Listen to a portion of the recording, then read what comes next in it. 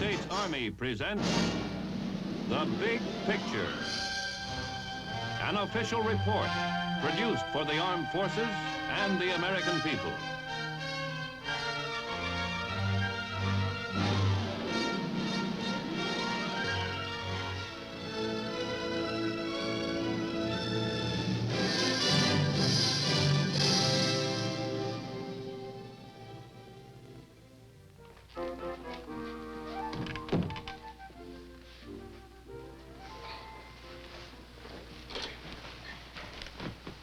Who won the battle?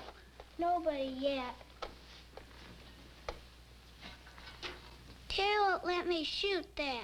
Well, gee, Skip, it's broken. Can you fix it, Dad? I don't know anything about missiles, Ter. You were in the Army, weren't you? They didn't have these when I was in the Army, Ter.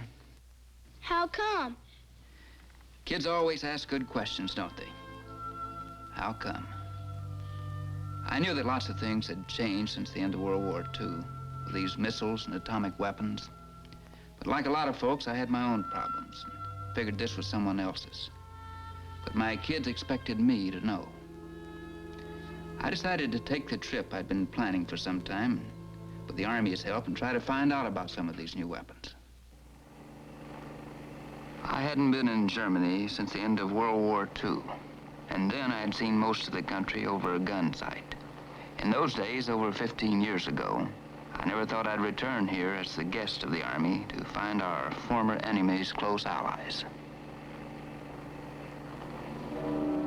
I never thought I'd have a chance to see this again either. It's Hitler's Stadium in Nuremberg. Once a triumphant monument to Nazism, it was here Hitler boasted that his party would rule the world for 1,000 years. While people were calling him a fool and the little corporal, he was using his evil genius to build one of the strongest armies on earth.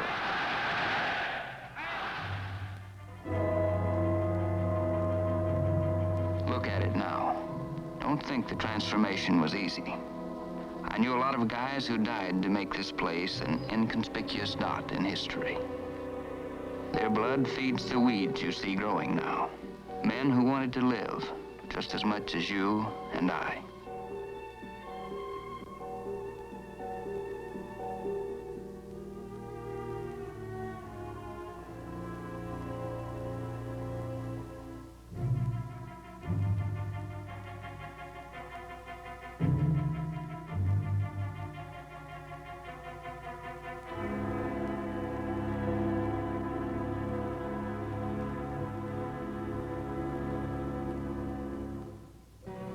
What you have seen here is history. But history has a way of speaking firmly to the past, the present, and the future. And it tells us now, in no uncertain terms, that the price of peace is eternal vigilance. From Nuremberg, it was only a short hop to Würzburg, near which my old Army outfit was stationed. Naturally, I was filled with memories and pride in the 3rd Infantry Division. I hadn't seen Colonel Kendall in years. He was a company commander then. Bill, I know you must love this assignment, showing me around Europe. It's one thing I remember is that a soldier soon gets over his love of travel. Think nothing of it, Audie. I might have drawn a congressman. You know how they ask questions.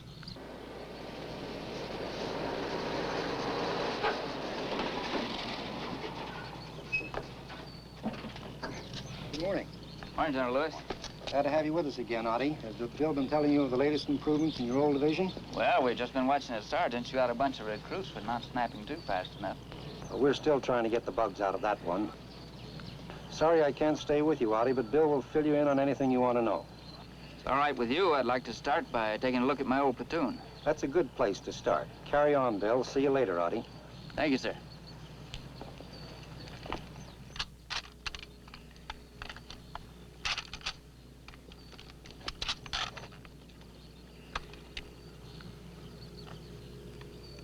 Good old M1. Still a good weapon, isn't it? Yes, but we've added some new ones. Take a look over there.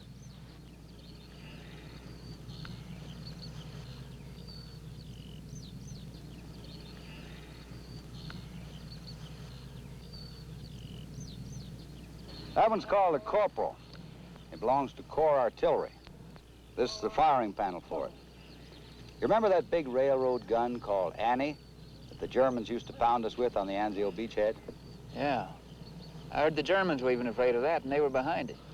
Well, Annie was chicken feed compared to this little package. It has a range of about 75 miles and can deliver an atomic warhead. Can you imagine what just one of those would have done to us at Anzio? Scratch one beachhead.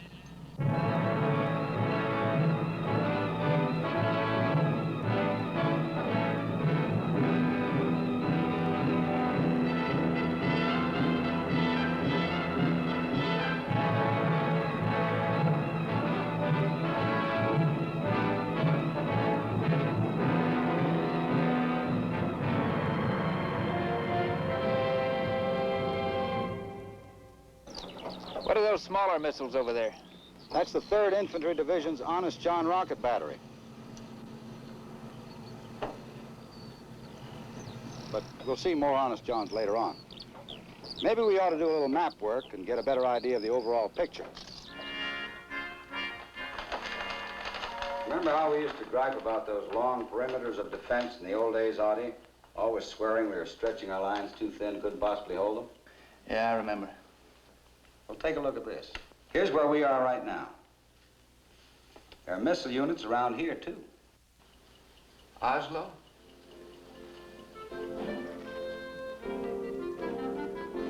This was one of Bill's favorite spots. From up here, Oslo and the fjords were really beautiful. Looks peaceful, doesn't it? The missile almost seems out of place here. Yes, but they're not. Norway is the northern flank of NATO's defense. Where are the missiles? Not very far from here. But from the looks of things, we'd better pick up our raincoats.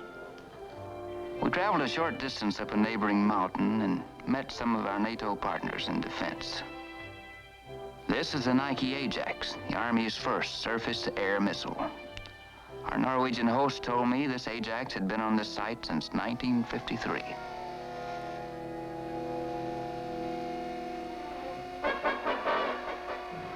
Nearby were the Nike Hercules missiles.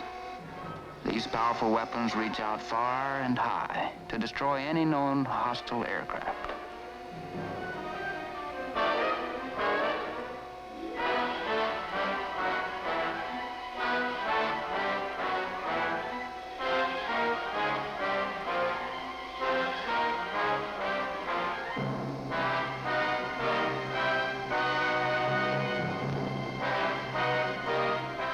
Cooperation between Western allies to preserve peace and defend freedom is well represented here in Norway.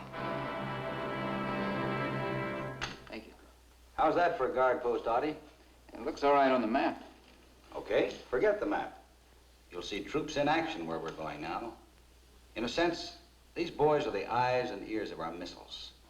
Hof is a typical border town. This is neutral ground. Hof's only 2 miles from the Iron Curtain itself. The Reds are right there. You think they're expecting us? Probably. Audie, what those characters don't expect, they suspect.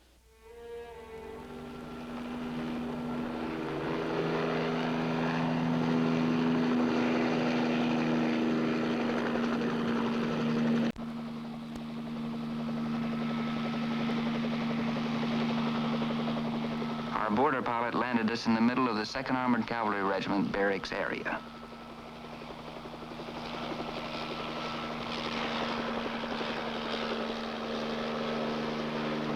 The troop commander of the unit which was to take us on the border patrol was Captain Otis.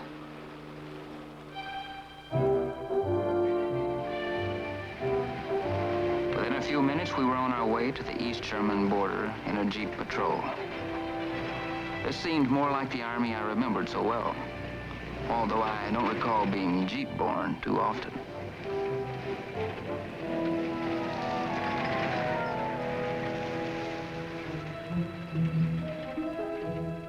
This road was right on the edge of freedom. Westward was the red satellite of East Germany. Take a look at that. What does that mean in English? Socialism will win. Socialism? A nice little substitute for the word communism.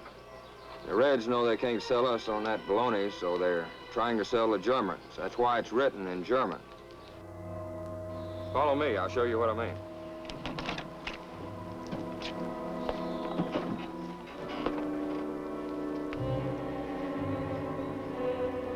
That little plowed strip is not for farming. The boys on the other side keep it nice and soft so they can pick up footprints of anyone trying to get across to our side. You know, I got the strangest feeling we're being watched. You are. Take a look over there.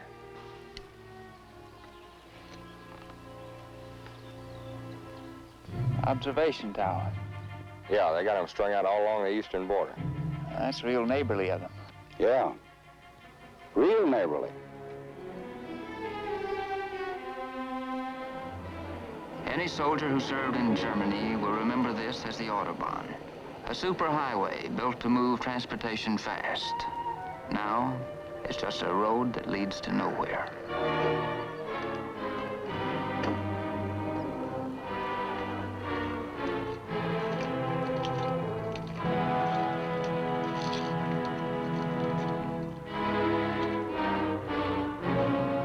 This looks like the end of the line.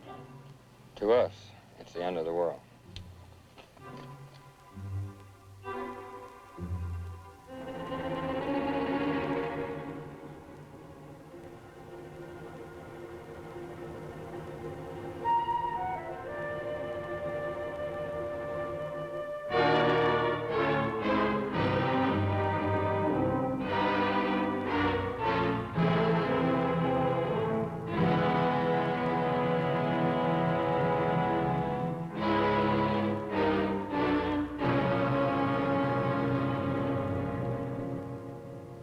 More of our friends over there. As long as they don't bunch up any more than that, it'll be all right. That's one of the primary reasons for our border patrols, to spot troop concentrations and buildups in time to do something about it. They know. They know a lot, including the fact that our Jeep patrols are not joyrides. Now, this bridge reminds me of one my boys have at home. They have one almost just exactly like this they use in their games. I wish this were a game, but it isn't. In plain language, we have a problem, and a big one. What's the solution? That's what we're working on.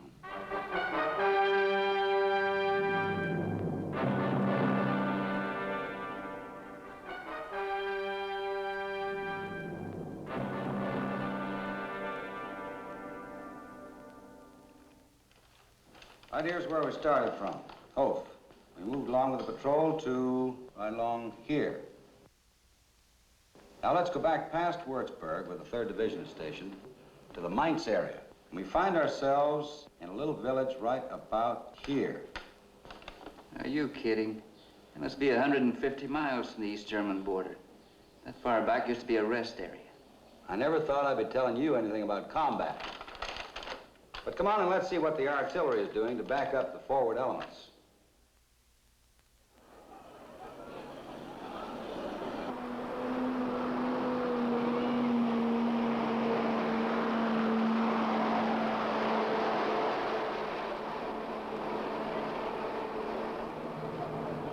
Is that a new one, Bill? It's not exactly new. The 40th Field Artillery Group started bringing them to Europe in 1958. That one's really wicked, Audie. It's the Redstone. It's Army artillery. A tactical weapon using a mobile launcher as a firing stand and directed against ground targets. Does it pack as much kick as some of the mules the 40th used to have? And then some. The Redstone is considered the Army's most powerful weapon. It's Sunday punch. Why don't we go and ask the experts in the field, the men who are responsible for getting those things off the ground and right on target. We were escorted to the Redstone field operations by the commanding officer of the 40th Field Artillery Group, Colonel Joseph Harrison. That's our big boy, Audie. I've been around some rugged tactical weapons in my day, but nothing like this. Its warhead staggers the imagination. What about range, Colonel? Its range is approximately 200 miles. It travels at supersonic speed, and its accuracy is remarkable. How tall is that thing, Colonel? It's about 70 feet. Aren't you pretty much road-bound with all that equipment? No, we're highly mobile, either on the road or off the road. Then you don't need a fixed installation for firing. That's right. We fire from field positions.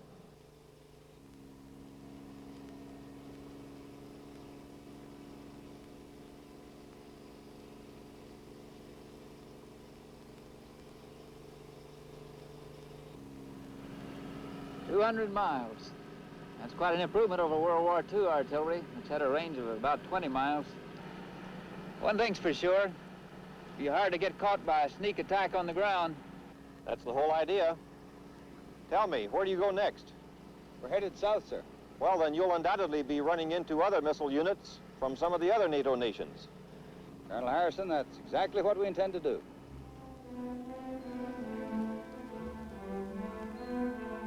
And this is Venice, with its famous Grand Canal, a favorite tourist attraction. A few minutes by water taxi from San Marco, we saw NATO at work in Italy.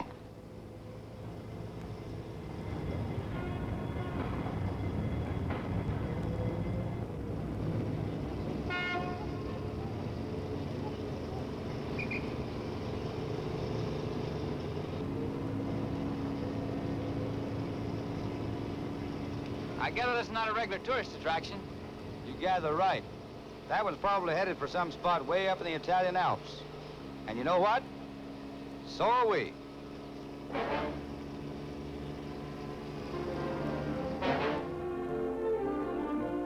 We met General Jack Daly, commanding general of the Southern European Task Force, General Orlando, commanding general of the Italian units, and Colonel Coffin, CTAF's missile training expert. This is Honest John, a name earned from its accuracy and reliability. With a maximum range of 20 miles, the Honest John can deliver either a conventional or nuclear payload. It's highly mobile, and the whole unit, including the launching system, can be transported by aircraft. These are General Orlando's Italian troops. They belong to a sharp, proud outfit dedicated to the mission of handling these missiles quickly and accurately. All of NATO hopes that these men will not be called into actual combat. However, they must and will be ready if needed. This is the land of the Turks, ferocious warriors of centuries ago, defending throughout a long history the strategic gateway to the Middle East.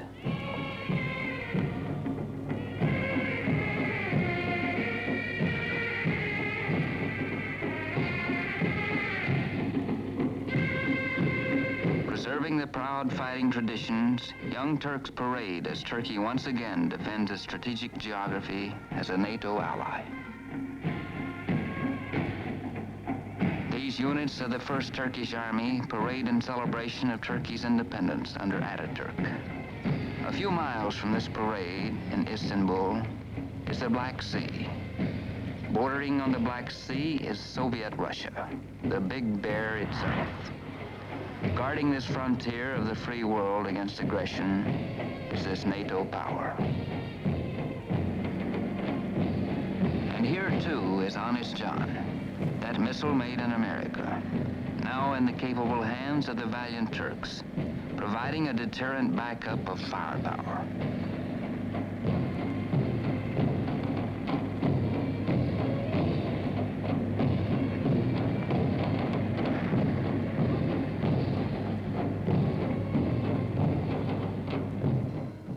Here in old Istanbul, in a park near the 13th century St. Sophia Mosque, Bill and I reviewed our tour. Now, this will give you a good idea of where we've been. It's plain enough on the map. Well, this ark is only part of the story. There's a Chinese dragon spouting flames of hate toward most of the things you and I believe in. We have our eye on him day and night. Missiles ready in places like Formosa, Okinawa, Korea. Now I hope you can find your way to White Sands, New Mexico. You have a date with General Trudeau, Chief of Research and Development of the Army.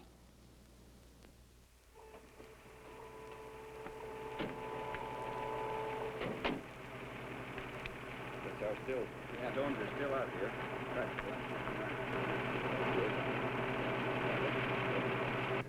Here we've got the Sergeant missile. This is going to replace Corporal. It has a lot more accuracy, tremendous firepower, and is a lot easier to handle, as you can see. Great mobility to it, too. It's certainly a lot smaller than Corporal. Well, I thought you might think it was going to be larger, but it is a lot smaller. And, of course, it's a solid propellant missile. And we've named it Sergeant because it's tough and it's thoroughly reliable, just like the old boys that you know so darn well. We're about ready to fire. I think we should move back now. Roger.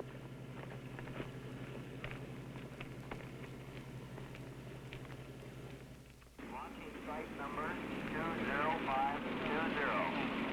Due north of the 50-mile impact area. As per BIM numbers, round 36, 37, and 39. Dated 27 June 60. And Sergeant Project Directive, Phase 4. Dated 10 May 60. 10, 9,